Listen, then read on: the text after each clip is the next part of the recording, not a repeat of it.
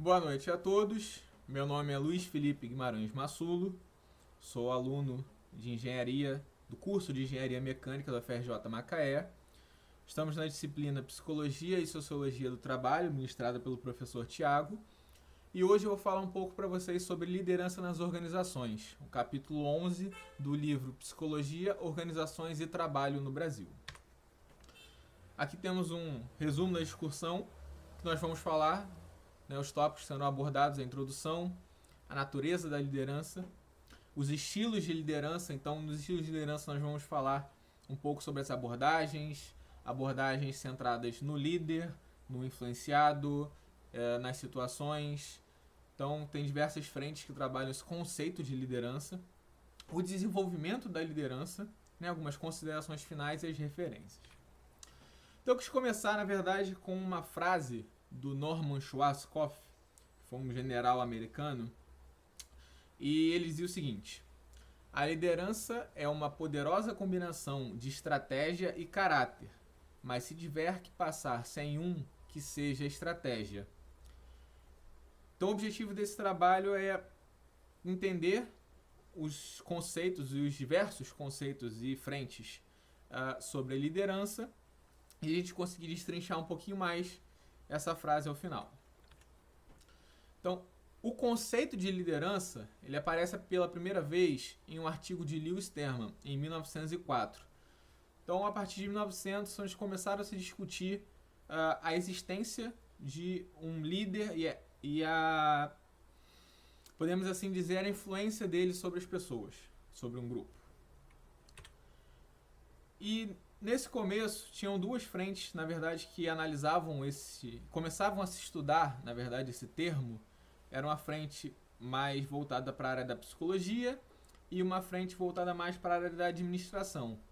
Obviamente, essa parte da administração é muito relacionada às empresas, que predominavam uma visão burocrática de um líder, dentro do qual a interação e a sinergia do trabalho era objeto da engenharia. Então, quem se começou a discutir esse ponto de liderança foram alguns engenheiros, por mais distante que isso possa ser hoje em dia, visto que a gente já tem um conceito um pouco mais estruturado.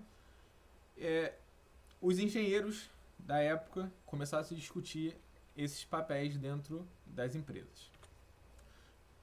Basicamente, em 1930 foi quando começou um movimento onde psicólogos e alguns sociólogos começaram a também estudar esse conceito de liderança com uma frente um pouco diferente. Nós vamos, ao longo do trabalho, falar um pouco sobre isso. Junto da parte administrativa, os movimentos sindicais, no fim dos anos 1950, também tiveram sua influência sobre esse papel de liderança, sobre a necessidade de alguém à frente para negociar as situações, as condições, certo? E daí nasce o conceito de humanização do trabalho, que ganhou um lastro mais ou menos em torno de 1970, onde a humanização do trabalho era a saída daquela mente onde o líder era o cara que domina o maquinário, dessa interface homem-máquina, e passou a se trabalhar em conjunto, em um grupo, e onde a existência de um líder influenciava e como isso influenciava nas outras pessoas. Vamos discutir isso melhor mais à frente. Quando a gente falou das duas primeiras abordagens, a psicologia social e a administração, eles buscavam entender o conceito de liderança respondendo às respectivas perguntas. Do lado da psicologia social, como ocorre o mecanismo de influência interpessoal? Porque essa frente trabalhada pela psicologia tinha como um conceito de liderança baseado em influência. Já na parte de administração, a principal ideia era como fazer um gerente se tornar um líder. Então, vamos falar primeiro sobre a parte relacionada à psicologia, sobre o poder da influência. Eles se questionavam: existiam perfil de liderança? Existia uma característica inerente à pessoa que se designa como possível líder? Ou isso é uma questão comportamental? Existem padrões e ações, situações que modificam o comportamento do indivíduo. Né? Essa abordagem comportamental vai ser bastante discutida mais à frente, porque é uma frente muito importante de análise e resvala em conceitos que nós tratamos até hoje. Assim como a liderança situacional, né? Porque a partir desses estudos feitos com pequenos grupos, o livro cita um estudo feito com um grupo de mineradores, onde eles faziam, né, uma espécie de dinâmica entre eles, entre um grupo, para identificar algumas pessoas que naturalmente tomariam a frente de alguns processos, né? Mas que isso começou, esse conceito de liderança deixou de ser reconhecido como uma coisa portátil, né? Como pontos situacionais, e passaram a ser trabalhada como uma competência construída e permanentemente reconstruída. Né? Esse ponto em específico, ele como se podemos dizer, um spoiler de como será abordada a questão da psicologia a nível de liderança, mas quero que vocês já tenham isso em mente. Já na parte administrativa, onde procuravam-se o enfoque no líder, na persona líder, e como se capacitaria um líder, né? Eles já têm uma ideia um pouco diferente. Eles falam do perfil de liderança, que existe sim uma predisposição que deve ser trabalhada a fim de se capacitar o líder. Eles falam também sobre a potencialidade. A característica de liderança apresenta níveis de aprofundamento. Né? A gente vai discutir mais à frente sobre como um líder influencia não de forma unidirecional. Ele pode influenciar uma pessoa de um nível diferente de outra, e entre elas se influenciarem também, certo? Elas seguirem um padrão. E toda essa abordagem inicial tinha muito um enfoque no líder. Né? O ponto-chave era a capacitação da persona líder. E a partir daí nós vamos discutir um pouquinho sobre natureza da liderança, onde a gente já viu duas frentes de estudo, mas se a gente confrontar uma com a outra, a gente percebe pontos em comum, pontos que destoam, e essa pluralidade de definição começou a mostrar que existem alguns problemas de definição, e que isso acabou gerando N outras correntes, N outras frentes que falariam dessas abordagens, justamente por entenderem que o conceito de liderança era muito mais complexo do que falar que é uma característica ou é uma coisa que se desenvolve. Então essa complexidade de determinar a origem da liderança fez se desenvolver uma terceira, que na verdade quarta, quinta, sexta vão ser bastante, que entende o processo de liderança como um processo de via de mão dupla, certo? Por quê? Existe o líder e existe o influenciado. Então, existe uma troca natural entre eles, e a gente vai abordar isso um pouco mais à frente. Essa é uma abordagem de Messick. Messick dizia, ele percebeu, ele entendeu que a liderança agora não ocorre sobre as pessoas, mas sim entre as pessoas. Na verdade, isso é uma frase de Draft, e essa frase é muito importante porque ela norteia algumas abordagens que nós iremos ver. Um dos primeiros problemas para se falar sobre líder é a sobreposição de conceitos, certo? Começam a se questionar, a esbarrar o que é líder e o que é gestor. E o livro, né, segundo Zalesnik, é um estudioso, falava muito sobre essa diferença entre os dois. O líder ele é mais relacionado aos aspectos interpessoais da gestão, enquanto o gestor ele é muito mais tratado como nível administrativo. Ele relaciona o planejamento, o controle, a organização, né? Em suma, a parte dos processos. Já o líder, perdão, gestor. Já o líder, né, seria a nível de mudança, a nível de inspiração, de motivação, de influência. E o gestor, fazendo um paralelo, trataria com um enfoque em eficiência nos procedimentos e na regulação do ambiente, certo? E aí, dando continuidade, os líderes seriam mais criativos, não se conformando com os status quo e buscando continuamente mudança, sendo quase sempre imprevisíveis, né? Então a gente percebe uma atitude mais proativa. Isso para ele é ser líder. E já tratando sobre os gestores, são mais analíticos, suscetíveis a adaptar-se a alguns fatos, aos meios e tomam atitudes mais impessoais.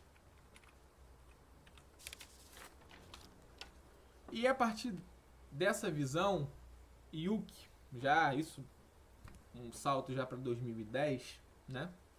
Ele tem uma visão um pouco diferente sobre esse processo de liderança, onde ele fala que existem a abordagem do processo e resultado. Então são duas coisas diferentes. Tem uma abordagem mais focada em processo e ter uma abordagem mais focada em resultado. A liderança focada no processo ela é vista como um processo de influência e de obtenção de confiança e adesão por parte dos liderados, independente dos seus impactos ou consequências.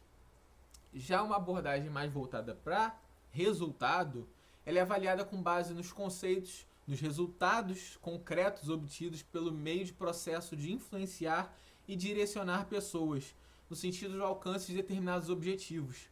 Então o enfoque passa a ser muito mais nos objetivos, no que de fato, de concreto está sendo alcançado, independentemente de como são as relações entre o influenciado e o líder. E aí se desenvolve o papel do líder. Qual seria o papel do líder? Existem duas abordagens. A primeira seria a abordagem formal, né? Que um líder formal seria na existência do líder instituído, uma pessoa designada pelo grupo para exercer a função ou a situação. Então o líder ele chega ali de maneira imposta. Já o informal é quando o líder emerge num conjunto dinâmico de relações ou interações dentro de um determinado grupo em um determinado contexto.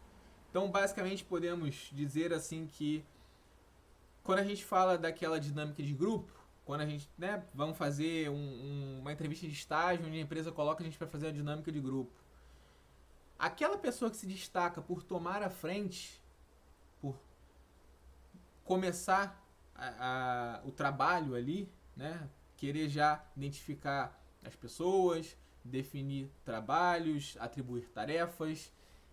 Podemos dizer que esse seria o líder informal. Então, visto essas frentes, a gente começa a se questionar.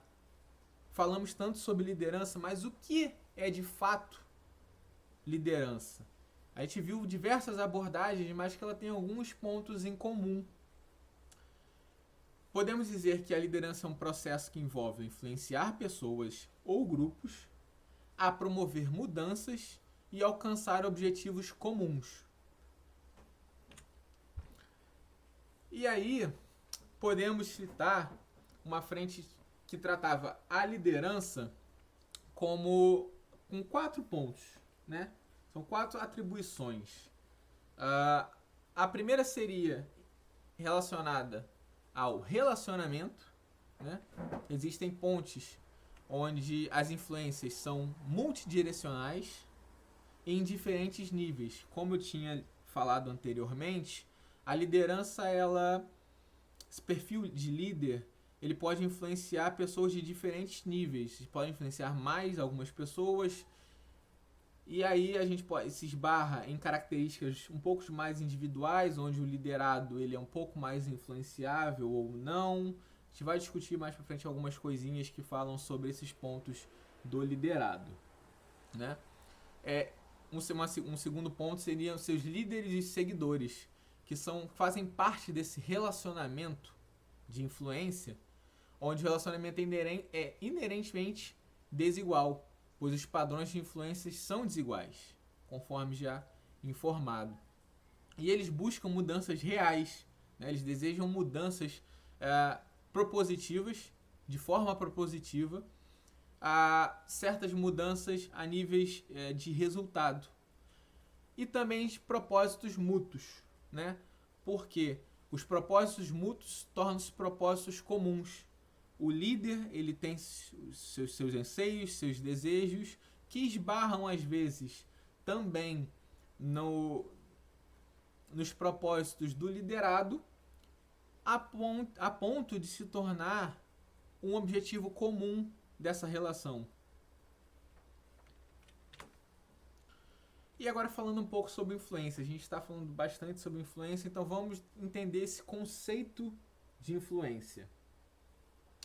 Host, em 1993, ele observa que a tal influência está assentada em comportamentos não coercitivos, mas na capacidade de exercitar a persuasão. Então a influência ela acaba sendo como um processo que não é de forma, digamos, autoritária, mandatória, mas sim de objetivos de persuasão, onde a persona líder ela projeta seus ideais, suas vontades, e o influenciado ele olha para isso e começa a absorver essas vontades, essas características do líder. E é por meio dessa persuasão que as pessoas respondem ou não à influência do líder, de modo livre. Certo?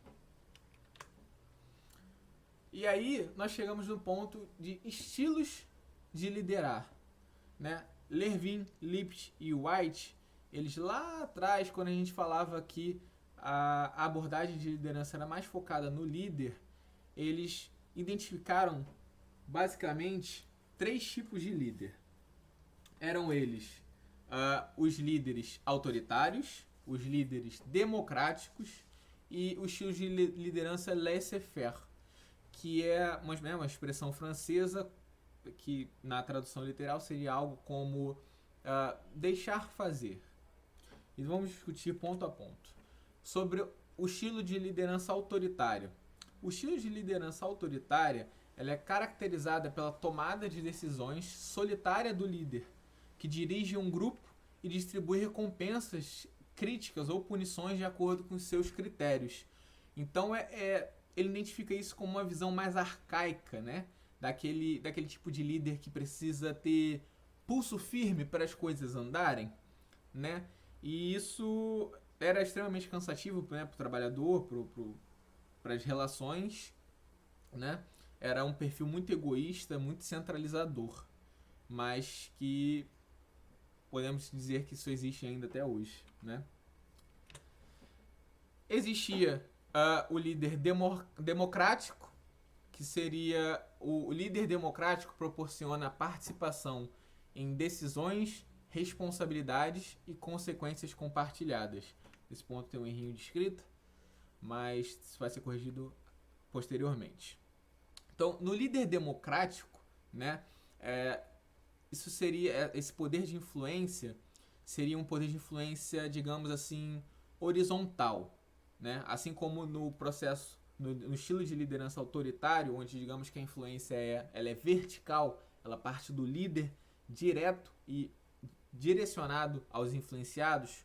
No líder democrático seria um líder com a influência horizontal, onde predomina-se um ambiente participativo, o líder ele valoriza os empregados, mas ainda assim mantém ali a sua posição de líder. Ele estabelece que tem ainda sim uma diferença entre os dois, mas ele está muito mais aberto a entender melhor o ambiente, o que se passa pela cabeça do empregado. E tem por último o laissez-faire, que caracteriza pela permissividade, pela passividade e a abdicação de função de coordenação, permitindo mais uma autonomia dos membros do grupo e que as atividades ocorram em sua revelia. Então, basicamente, digamos que assim, até essa imagem ela retoma um pouco dessa influência de um perfil, digamos, circular, onde tem a influência do líder, influencia também o influenciado, obviamente, mas o influenciado também influencia o líder de certa forma, porque todos eles estão, entre aspas, no mesmo nível, né? É uma liderança mais passiva, né? Uma maior relação de confiança entre o líder e os empregados, o líder e os seus influenciados, né? Os empregados eles são responsáveis pelas próprias decisões, têm um certo nível de autonomia. Óbvio, aqui eu trato mais como líder ou o empregador empregado, trazendo mais para o âmbito das empresas. E Katz ele desenvolveu um estudo para falar sobre as competências de liderar. O estudo de competências do líder enfatiza as habilidades pessoais de um líder competente. São elas essas três: as competências técnicas, as competências sociais e a competência conceitual. Então, falando a priori sobre as competências técnicas, seria como obter conhecimento e ser proficiente em um tipo específico de trabalho ou atividade. Além da competência social, né, a capacidade de trabalhar com pessoas, criar uma atmosfera de confiança. A competência conceitual, que seria a facilidade de raciocínio abstrato e para consideração. Desenvolver planos estratégicos e uma visão de futuro, né? Paralelo a isso, um pouco mais, digamos assim, na linha temporal, um pouco mais à frente, né, tem uma outra vertente, digamos, comportamental, tratada, né, assim como Mumford. Ele diz o seguinte, né, existem competências, sim, que são inerentes ao líder, mas que isso não é tão mais focado no líder, e sim também em algumas experiências de carreira dele, algumas influências ambientais de onde ele está, né, as características do ambiente onde ele se encontra, somados, né, a habilidades individuais, tanto do líder quanto do influenciado, do empregado, e isso sim gera um resultado. O enfoque final é do resultado. E essas competências essenciais que Mumford dizia, né, seriam três. Seria a solução de problemas, né, configurar e reconfigurar situações problemáticas de modo a conceber diferentes possibilidades de solução. As competências sociais, né, seria a capacidade de percepção e avaliação de situações sociais, de comunicação, persuasão e flexibilidade comportamental. E a terceira seria o conhecimento, associado à posse de esquemas cognitivos de alta complexidade sobre determinado campo. Então essas seriam as competências essenciais para um líder, idealizada, né, no pensamento de Mumford. E aí, a partir dele, a gente pode tratar agora de uma abordagem, na verdade, dando sequência, a gente tratou de abordagens mais focadas no comportamento do líder, e agora vamos falar numa abordagem mais contextual, uma coisa mais atualizada. Seria um modelo de contingência, né, onde o estilo de liderança a ser utilizado na dependência de características ou da situação das pessoas lideradas, da tarefa, da organização e de outras variáveis ambientais, né? Então, digamos que é uma vertente que nasce parte do que o Mumford dizia. Então, líderes devem identificar corretamente características críticas de cada situação, escolher comportamentos pertinentes e mostrar flexibilidade suficiente para aplicar esses comportamentos de modo oportuno. E aí um principal estudioso desse campo é o Fedler. Ele defendeu que sendo o estilo de liderança de um indivíduo algo relativamente fixo, é necessário posicioná-lo em situações propícias para que ele se mostre eficaz, porque a liderança agora ela tem uma abordagem situacional. Então, ele pode ser um aspecto de liderança ser mais eficiente dependendo de onde está situado, qual é o contexto envolvido naquele grupo ou naquela ligação, né? Existe também uma outra vertente tratada nos liderados, como a gente disse no início do trabalho, onde Kelly ele caracterizou os liderados por meio da combinação de dimensões, pensamento e ação. O que seria a dimensão do pensamento? Empregados que são pensadores críticos, independentes, são capazes de antecipar as consequências de suas ações. Do contrário, são mais propensos a aceitar qualquer atribuição.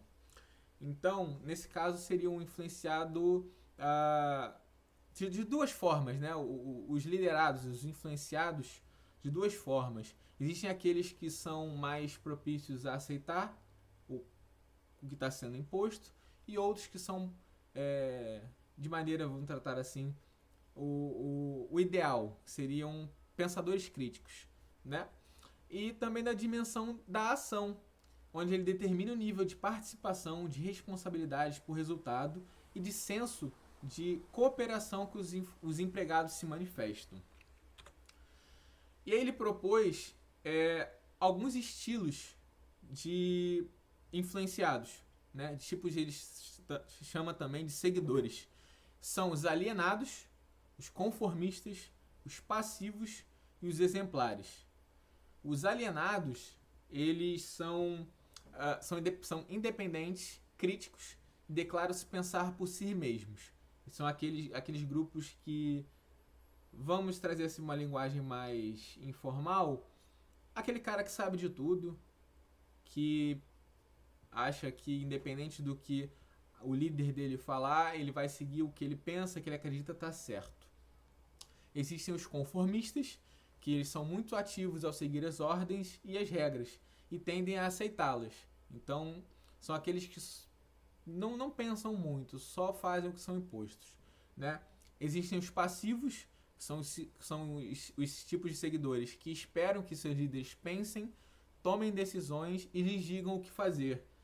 Então, trazendo de novo para uma abordagem mais informal, seria aquele robozinho, onde, né, ele só fica aguardando ordens e executa, e é isso que ele faz ali dentro.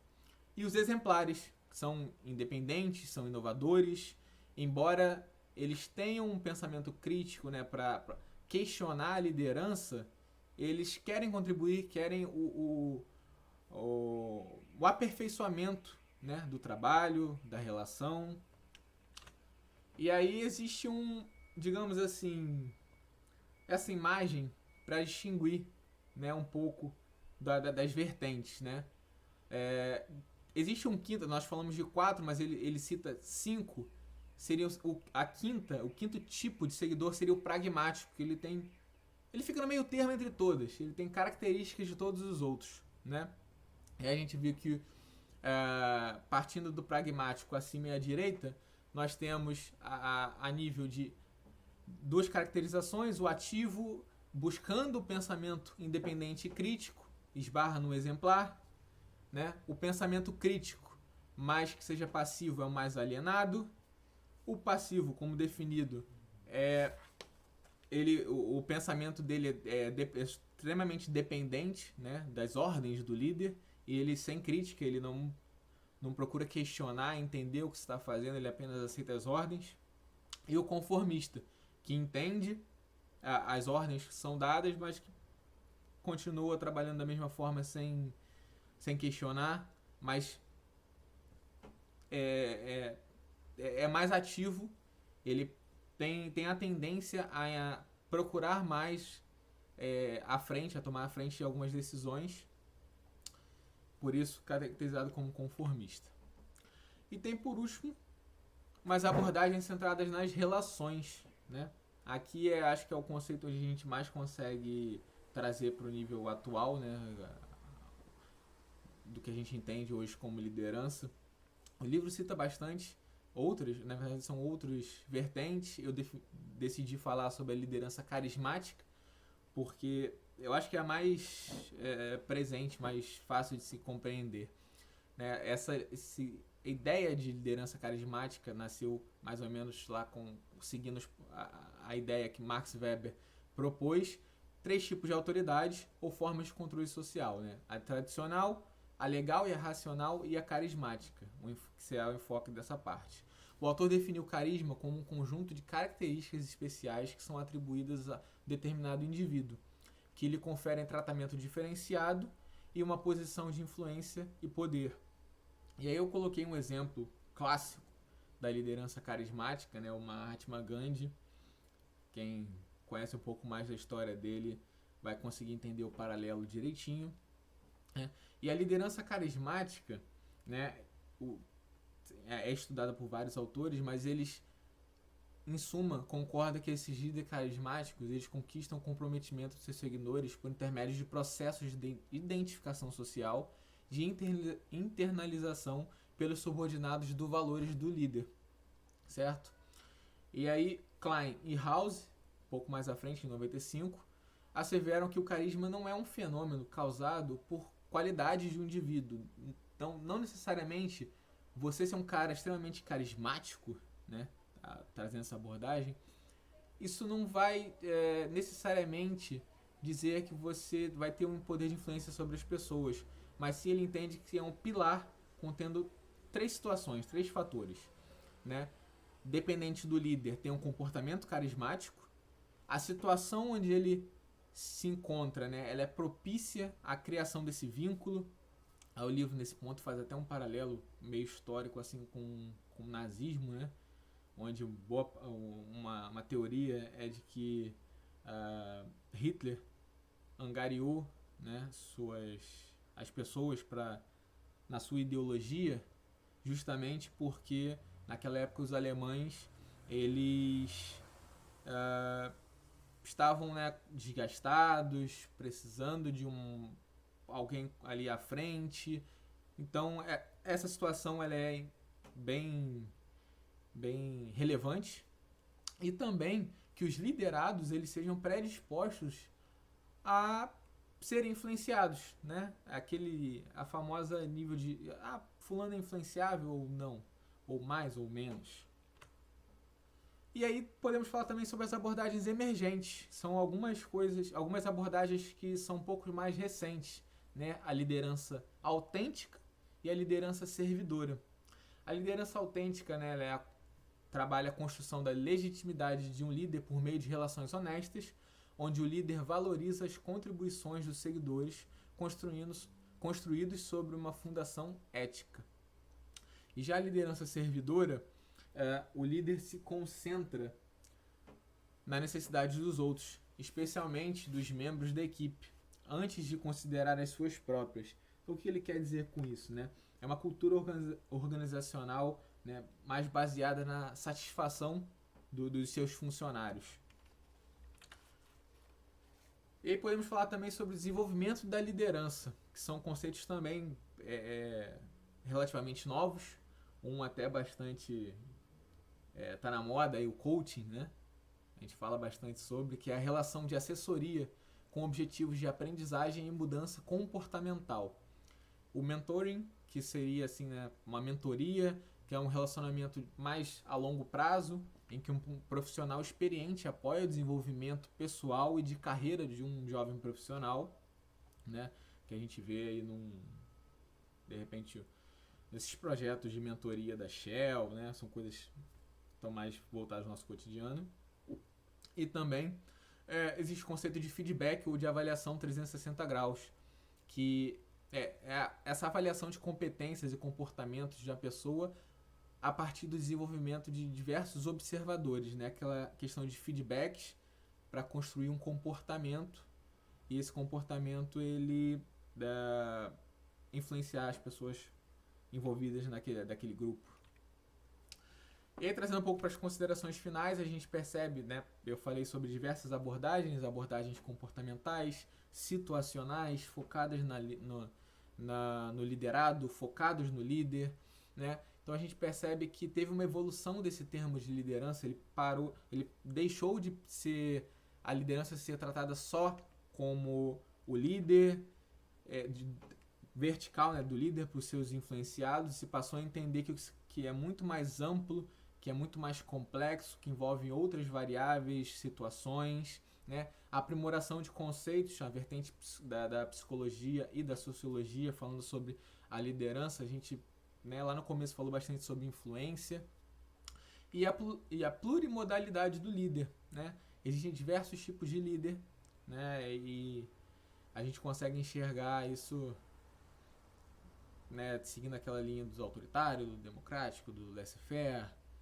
Então é um conceito bastante importante, bastante amplamente discutido, né, desde a época de 1900 até os dias atuais, e a gente percebe que não se tem um consenso, né?